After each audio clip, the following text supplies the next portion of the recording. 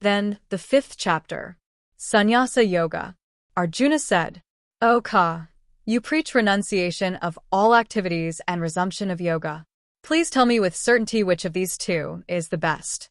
5-1. The Supreme Personality of Godhead said, Renunciation and Karma Yoga are both the means of attaining the highest good. Of these two, Karma Yoga is superior to renunciation of karma. 5-2. He who is eternally renounced and who neither hates nor desires is to be understood. One who is free from duality, Almighty Armed One, is happily freed from bondage. 5-3. Children, not learned men, speak of skaya and yoga separately. One who is perfectly situated in one obtains the fruits of both. 5-4. Whatever place is attained by skaya is also attained by yoga. He who sees the oneness of skaya and yoga sees the Supreme Being. 5-5.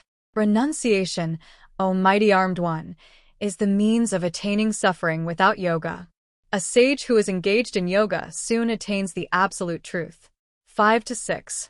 He is engaged in yoga, has purified his mind, has conquered his mind, and has conquered his senses. The Supreme Soul of all living entities, is never tainted by any act. 5-7. A logical person who knows the truth should think that he is not doing anything. The living entity sees, hears, touches, smells, eats, walks, sleeps, and breathes. 5-8. He talked, let go, took hold, blinked, and even blinked. One should maintain that the senses are engaged in the objects of the senses. 5-9. One who performs his duties without attachment to the absolute truth. He is not tainted by sin, just as a lotus leaf is not tainted by water. 5-10. With the body, mind, intelligence, and even the senses alone, yogis, having abandoned attachment, perform ritualistic ceremonies to purify themselves. 5-11. The devotee renounces the fruits of his actions and attains the peace of faithfulness. He who is not engaged in the work of desire is bound by attachment to the fruit. 5-12. Having renounced all actions with the mind, one remains under the control of happiness. In the nine-gated city, the embodied soul does not do anything, nor does he do anything. 5-13. The Lord creates neither the doer nor the actions of the world. There is no combination of the fruits of action, but nature itself is involved. 5-14. The Almighty Lord does not accept anyone's sin or good deeds. Knowledge is covered by ignorance, and therefore people are bewildered. 5-15. But by knowledge that ignorance of those whose souls have been destroyed. Their knowledge, like the sun, illuminates the Supreme Being. 5-16. Their intelligence is Him, their souls are Him, they are devoted to Him and are devoted to Him. Those whose sins have been washed away by knowledge attain irreversible rebirth. 5-17. A Brahma endowed with knowledge and humility is a cow and an elephant. The learned are equally minded in the case of dogs and cats. 5-18. Those whose minds are fixed in equality have conquered creation in this world. The absolute truth is flawless and equal, and therefore they are situated in the absolute truth. 5-19.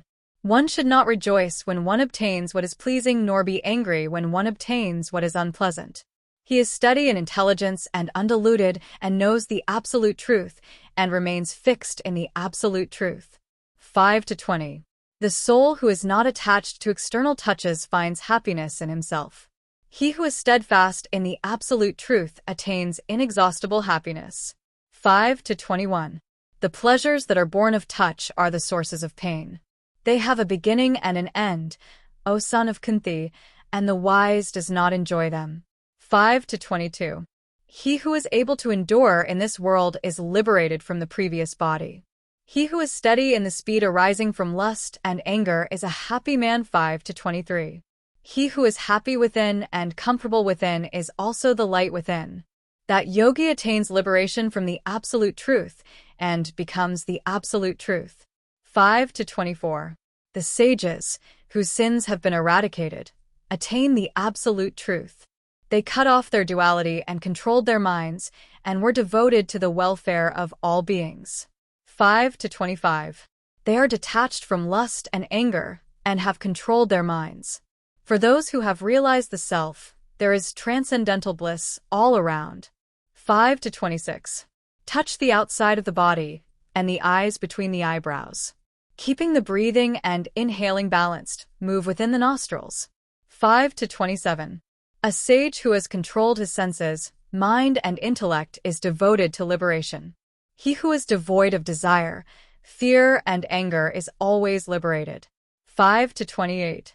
He is the enjoyer of sacrifices and austerities, and is the Lord of all the worlds.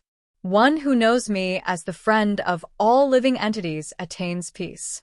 5 to 29. Wem Tatsadat in the Srimad Bhagavad Gita, Upanishads. In the Brahma Vidya, in the Yoga Shastra, in the conversation between Sri Krishna and Arjuna. This is the 5th chapter of the Yoga of Sannyasa. 5.